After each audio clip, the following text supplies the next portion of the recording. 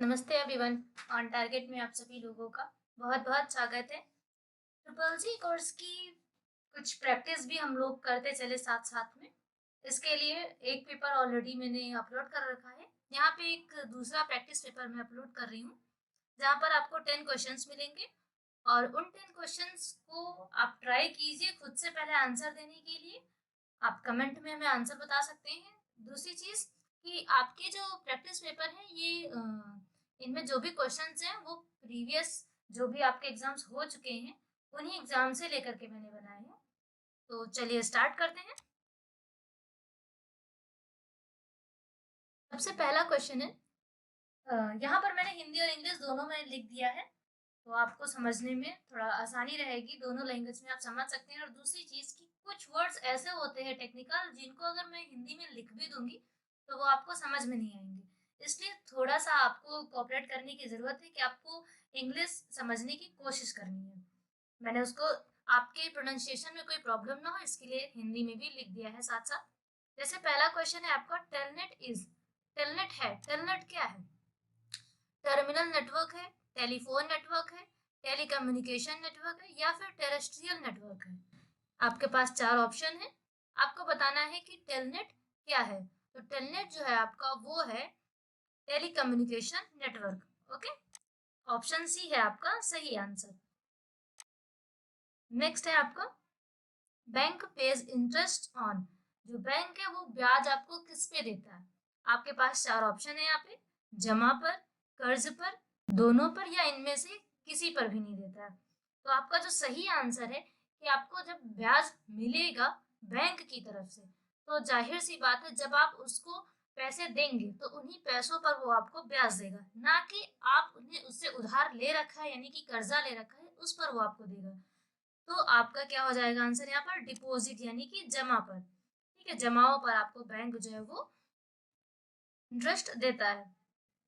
इसके बाद में नेक्स्ट क्वेश्चन है, इंटरनेट टेक्नोलॉजी में डीएनएस का पूरा मतलब क्या है? जो डीएनएस है ये इसका फुल फॉर्म क्या होता है?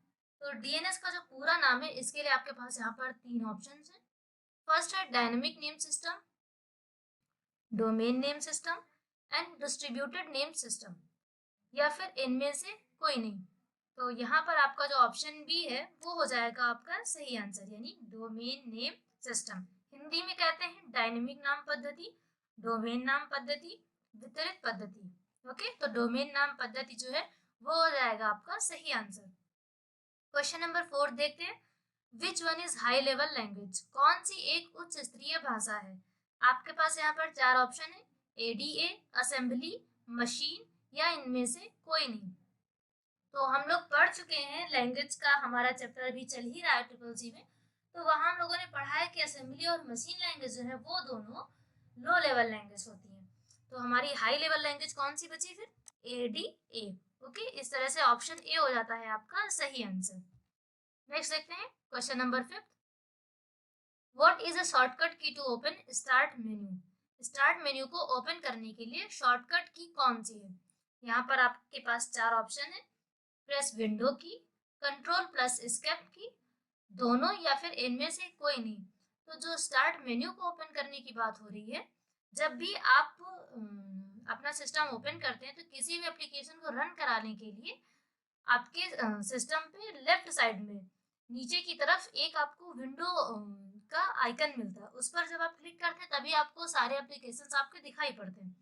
उसी मेन्यू को ओपन करने के लिए पूछा जा रहा है कि शॉर्ट की कौन सी है। तो उस चीज को मैं एक बार ओपन करके दिखाती हूँ। इसके बारे में पूछा जा रहा है कि ये चीज आपको स्क्रीन पर कैसे दिखाई देती है। तो ये चीज आपको तब दिखाई देती है शॉर्ट की के थ्रू, जब आप प्रेस करते हैं कीबोर्ड से विंडो की। ओके, तो जब आप विंडो की कीबोर्ड से प्रेस करते हैं, यह शॉर्ट की है, तब आपको ऐसा होकर के स्क्रीन पर दिखाई देता है, यानी कि आपको आपका मेन्यू ओपन होकर के मिल जाता है। देन इसके बाद में नेक्स्ट है विच फॉर्म, यहाँ पर इस तरह से हो जाएगा आपका ऑप्शन ए राइट आंसर।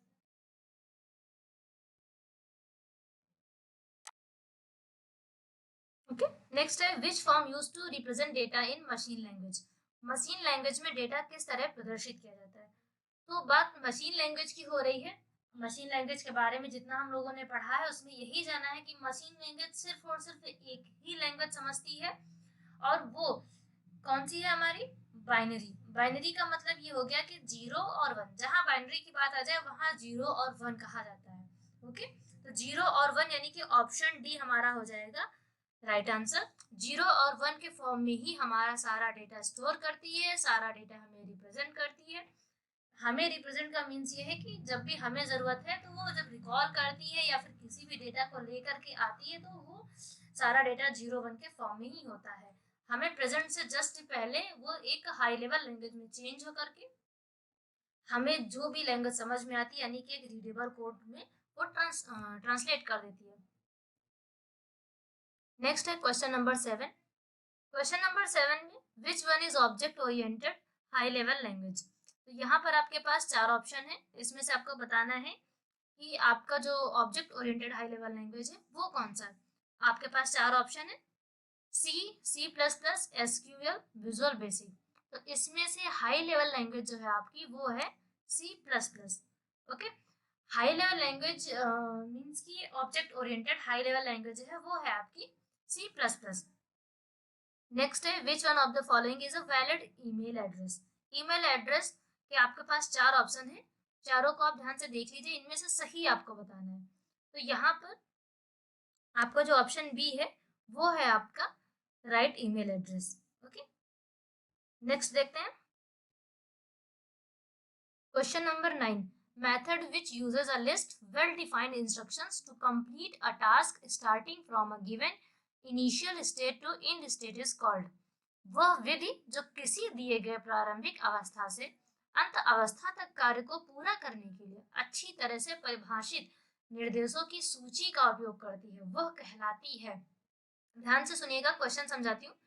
आपसे पूछा जा रहा है कि आपको वो प्रोसेस बताना है जो कि किसी भी काम को जब आप करते हैं तो स्टार्टिंग से लेकर के एंड तक का पूरा काम किस तरह किया गया स्टेप वाइज आपको बकायदा इंस्ट्रक्शन से बताता है। ऐसे प्रोसेस को आप क्या कहते हैं? तो ऐसे प्रोसेस को क्या कहते हैं? इसके लिए 4 ऑप्शन है। पहला है प्रोग्राम, फिर है flow chart, option C algorithm, या फिर हिंदी में इसको कलन विधि भी कहते हैं, ऑप्शन डी है ए एंड बी दोनों।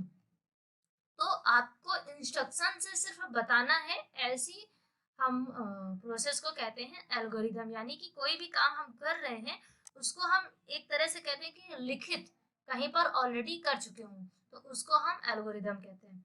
नेक्स्ट है व्हाट इज प्रधानमंत्री जीवन ज्योति बीमा योजना।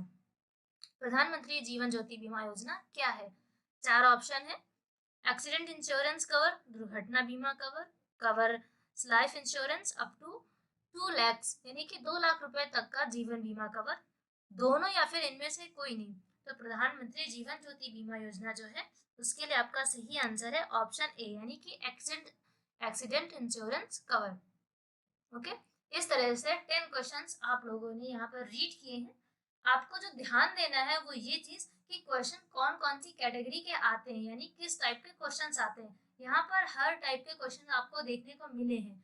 जिस जिस सेक्टर से आपको क्वेश्चन मिल रहा है हर उस सेक्टर से आपको भी अपने क्वेश्चंस की प्रिपरेशन करनी है, यानी कि और भी बहुत सारे क्वेश्चन आप खुद भी ट्राई करते रहिए। साथ में ही आप भी आंसर दीजिए कि आपके कितने सही हुए हैं कितने गलत हुए हैं, आउट ऑफ 10 आपको कितने मार्क्स मिलते हैं। ओके, चलिए पढ़ते रहिए बढ़ते रहिए। Thank you for watching this video.